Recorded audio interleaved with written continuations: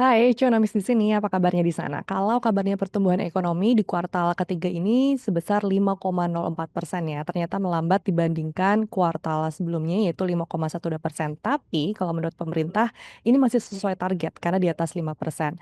Meskipun begitu, di tengah ekonomi yang tumbuh 5,04%, ternyata daya beli atau tingkat konsumsi masyarakat itu atau tingkat konsumsi rumah tangga ya, ternyata melambat dibandingkan kuartal sebelumnya. Di kuartal ini, tingkat konsumsi rumah tangga turun menjadi 4,89% dari sebelumnya 4,97%. Nah, itu yang akan kita bahas bersama ekonom Pak Joshua Pardede yang sudah bergabung bersama kita. Halo Pak Joshua, terima kasih sudah bergabung bersama kita di Conomex Lipotanam. Langsung saja nih Pak Joshua, kira-kira di kuartal ketiga ini sebenarnya ada faktor apa saja sih yang membuat tingkat konsumsi rumah tangga ini menurun dibandingkan kuartal sebelumnya? Iya, jadi kalau kita lihat secara keseluruhan, sepanjang kuartal ketiga tahun ini, konsumsi rumah tangga memang mengalami perlambatan ya dibandingkan kuartal kedua tahun ini sebelumnya. Dan ini kalau kita lihat trennya sepanjang setelah pandemi, ini pertumbuhan dari konsumsi rumah tangga tetap tumbuh di bawah 5%.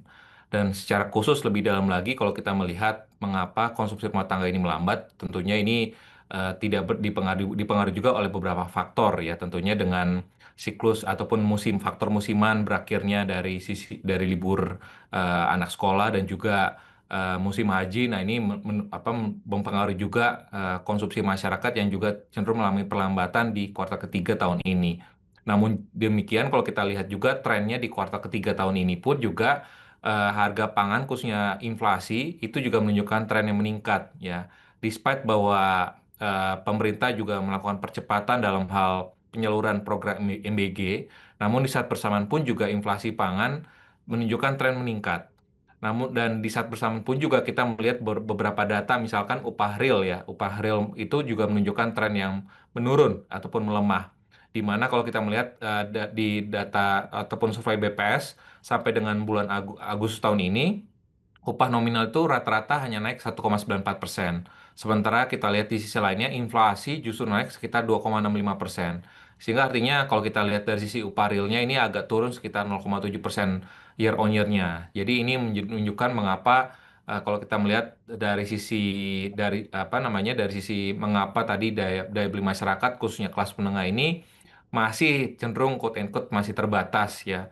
Meskipun memang kita tidak bisa memungkiri juga bahwa konsumsi kelas menengah ini masih cenderung cukup bagus karena kalau kita melihat apa namanya data BPS menunjukkan bahwa misalkan leisure spending ya ini berkaitan dengan apa namanya berkaitan sektor pariwisata ya belanja-belanja pariwisata itu masih cenderung cukup baik. Artinya memang kalau kita bicara kelas menengah atas masih tetap baik, namun kalau kita melihat belanja kelas menengah ini cenderung masih tertahan ya, apalagi dengan fenomena down trading, lalu kita melihat juga fenomena kita melihat pembelian mobil bekas ya, tren pembelian mobil bekas ini juga cenderung cukup mengemuka saat ini. Ini menunjukkan tren bahwa kelas menengah saat ini cenderung apa namanya down trading behavior itu terjadi di kelas menengah dan itu terefleksi juga di mana konsumsi masyarakat kita saat ini masih tetap bertahan di bawah 5% pertumbuhannya.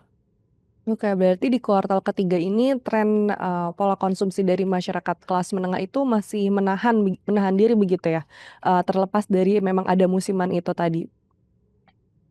Ya, karena kalau kita lihat dari sisi tadi upah realnya yang cenderung mengalami penurunan, lalu juga kalau kita melihat juga beberapa survei lainnya ya, misalkan survei Bank Indonesia, indeks kepercayaan konsumen, sekalipun memang ada peningkatan ya, data terakhir kemarin yang baru dirilis oleh Bank Indonesia, terjadi adanya peningkatan, namun kalau kita lebih rinci lagi ya, untuk pengeluaran yang di bawah 4 juta itu berdasarkan survei Bank Indonesia, ini merefleksikan kembali lagi kelas menengah itu ada terkait dengan job insecurity ya ada potensi ada kecenderungan di mana konsumen itu ada merasa kekhawatiran ya apakah saat kondisi saat ini ataupun 6 bulan ke depan itu ada potensi dia merasa ada potensi kehilangan pekerjaannya sehingga dia akan cenderung akan menunda belanja-belanja yang barang tahan lamanya termasuk tadi belanja otomotif ataupun belanja properti dan ini terdapat kecenderungan juga kalau kita lihat di survei yang sama terdapat kecenderungan bahwa konsumen saat ini cenderung berbelanja justru malah emas perhiasan ya, karena tadi ada kecenderungan ada kekhawatiran job insecurity dan juga mungkin ada tren harga emas lagi meningkat saat ini.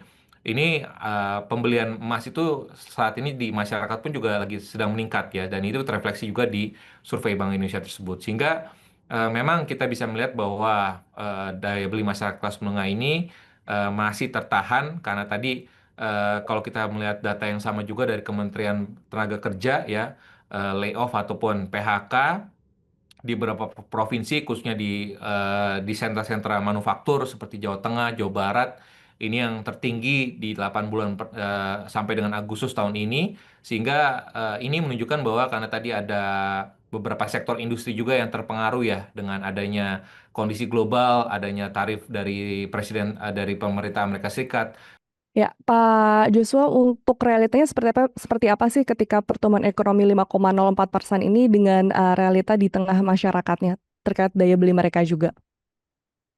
Ya, kalau kita melihat dari sisi pendorongnya tetap masih konsumsi rumah tangga, yang di mana konsumsi rumah tangga masih tetap tumbuh di bawah 5%. Dan kalau kita melihat trennya cenderung mengalami perlambatan ya dibandingkan kuartal kedua tahun ini sebelumnya. Dan ini kalau kita melihat lebih dalam lagi, beberapa fakta lainnya, misalkan upah real cenderung mengalami pelemahan, terindikasi misalkan upah nominal naik sekitar 1,9%. Sementara itu inflasi menunjukkan tren meningkat ya 2,65% sampai dengan bulan September. Sehingga ada terdapat kecenderungan upah real juga terdapat cenderung mengalami penurunan sekitar 0,7%. Dan ini dan ditambah lagi juga kalau kita melihat beberapa survei lainnya, misalkan survei konsumen di mana menunjukkan bahwa sekalipun memang masih dalam level yang confidence ya, tapi terdapat kecenderungan bahwa ada beberapa kelompok masyarakat yang pengeluarannya di bawah 4 juta, yang ini merefleksikan tadi kelas menengah, ini ada indeks job insecurity-nya mengalami penurunan ya, sehingga ini juga menunjukkan bahwa ada trend behavior down trading behavior dari masyarakat ataupun menunda untuk belanja barang tahan lama. Dan juga di sisi lainnya pun juga kita melihat misalkan pasar tenaga kerjanya pun juga belum belum menunjukkan tren yang cukup kuat ya. Misalkan tingkat pengangguran terbukanya misalkan turun 4,85%, namun proporsi pekerja paruh waktu ataupun underemployed-nya masih signifikan tinggi sekitar 33%. Ini termasuk gabungan dari paruh waktu dan juga setengah penganggur ya, sehingga ini pun juga turut membatasi juga daya beli secara kumulatif ya, secara agregat. Dan juga kalau kita lihat juga dari sisi proporsi semakin banyak eh, di pasar tenaga kerjanya yang bekerja di sektor informal, sehingga tentunya peningkatan dari sisi pendapatannya pun juga tidak bisa bisa mengoffset ataupun bisa mengikuti peningkatan dari sisi belanjanya. Sehingga beberapa fenomena inilah yang cukup memberikan dampak yang signifikan ya kepada konsumen, khususnya masyarakat kelas menengah. Meskipun memang kalau kita lihat di sisi lainnya, masyarakat kelas atas cenderung cukup tidak terpengaruh daya belinya ataupun konsumsinya. Terefleksi juga dengan data-data BPS, konsumsi untuk spending, untuk leisure, ini masih melampaui kinerja spending lainnya seperti makan minuman dan juga pakaian alas kaki, dan juga ini terkonfirmasi juga dengan kinerja di sisi lapangan usahanya seperti jasa-jasa hotel, restoran, juga transportasi. Ini pun juga menunjukkan kinerja yang positif.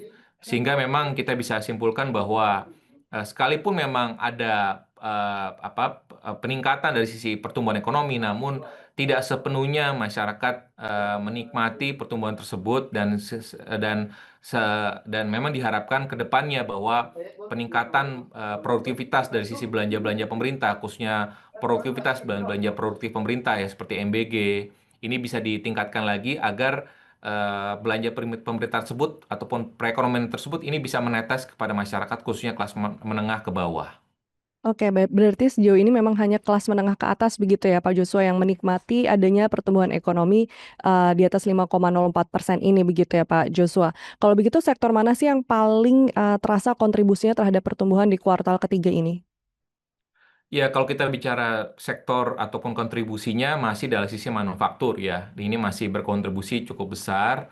sekitar 19%, lalu diikuti oleh pertanian 14%, dan juga diikuti selanjutnya oleh perdagangan. Jadi tiga sektor ini menjadi pendorong terbesar dari perekonomian di kuartal ketiga, meskipun tentunya masih tetap bervariasi ya. Artinya dari sisi pertanian dan juga perdagangan ini diharapkan bisa menyerap tenaga kerja dalam jumlah yang besar, dan juga khususnya manufaktur ya. Ini ketiga sektor ini sebenarnya padat karya, namun tentunya masih bervariasi juga ya padat karyanya. Artinya masih bisa kita tingkatkan lagi peningkatan produktivitas dari ketiga sektor ini, sehingga harapannya ke depannya dari ketiga industri ataupun sektor ini bisa menyerap tenaga kerja yang lebih tinggi lagi. Karena kalau kita melihat dari sisi kinerjanya, sektor-sektor jasalah yang sebenarnya menunjukkan kinerja yang lebih baik. Yang tadi saya sampaikan, misalkan teknologi informasi, jasa transportasi, komunikasi, dan juga restoran hotel, ini menunjukkan kinerja yang lebih tinggi dibandingkan sektor primer dan juga sektor sekunder ya. Jadi makanya ini yang perlu kita lihat lagi, bagaimana pemerintah bisa menarik investasi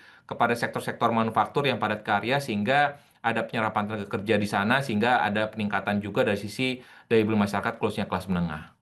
Ya, tapi kalau memang ternyata nanti daya beli masyarakat ini atau tingkat konsumsi rumah tangganya masih terus-menerus melemah, dampaknya akan seperti apa?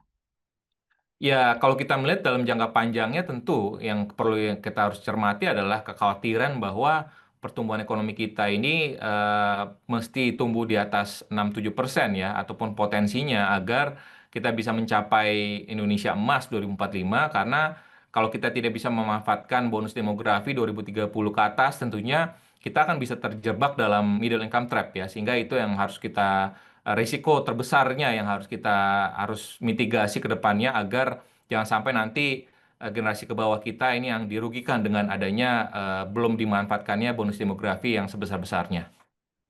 Oke, dan, tapi kan pemerintah juga sudah menyiapkan berbagai paket stimulus ya, Pak, ya. Kenapa rasanya ini masih belum cukup untuk meningkatkan daya beli masyarakat saat ini? Ya, mungkin ya kembali lagi kalau kita bicara dalam hal stimulus, kembali lagi stimulus ini masih berkaitan dengan jangka pendek ya, kebijakan jangka pendek. Jadi kita memerlukan kembali lagi investasi, dan juga bagaimana peningkatan produktivitas sektor industri manufaktur, agar adanya penciptaan pembukaan lapangan pekerjaan itu yang lebih penting. Karena kalau kita bicara masalah bansos itu hanya sementara ya, karena ini hanya bersifat sementara. Tapi kita membutuhkan yang lebih jangka panjang, yakni adalah penciptaan lapangan pekerjaan, sehingga dapat bisa meningkatkan spending dari masyarakat. Saya pikir memang masih bersikap masih seputar itu saja ya. Itu yang sebenarnya kita masih butuhkan, karena kita butuhkan langkah-langkah yang lebih jangka panjang ya, ketimbang kebijakan jangka pendek yang yang temporer. Sebenarnya ini tidak akan berdampak signifikan kepada perekonomian, khususnya daya beli masyarakat. Demikian perbincangan kita bersama Pak Joshua Pardede dan sampai bertemu di topik lainnya Cuanomics. Sampai jumpa.